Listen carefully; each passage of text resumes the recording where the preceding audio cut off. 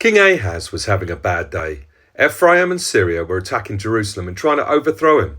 God sends Isaiah the prophet with a word to tell him to ask for a sign. Ahaz refuses, not wanting to test God, but God gives him one anyway. Isaiah 7:14-16 says this, "Therefore the Lord himself will give you a sign. The virgin will conceive and give birth to a son, and will call him Emmanuel. He will be eating curds and honey when he knows enough to reject the wrong and choose the right. For before the boy knows enough to reject the wrong and choose the right, the land of the two kings you dread will be laid waste." So a baby named Emmanuel will be born.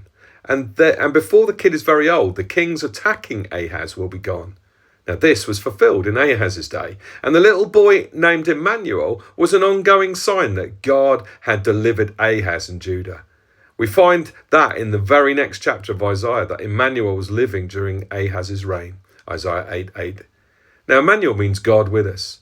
I think at the time of the prophecy, if I was under attack, I would have named him God help us, not God with us. But there was faith in the mum and in the prophecy. Hold on though, 2 virgin births? No, not at all. Back in Isaiah's time, the Hebrew word for virgin that we have is Alma, which meant young maiden. The specific virgin word wasn't used. When Hebrew was translated to the Greek Bible, the word Parthenos, which also meant young maiden, was used. But by Matthew's time, the word had changed meaning to virgin. So when Matthew prophesies about it, it's virgin. And God knew that there would be an immediate fulfillment in Isaiah's time, and that the word would also change meaning by the time of the fuller fulfillment. The virgin birth is really important because sin is carried down the generations by the males since Adam.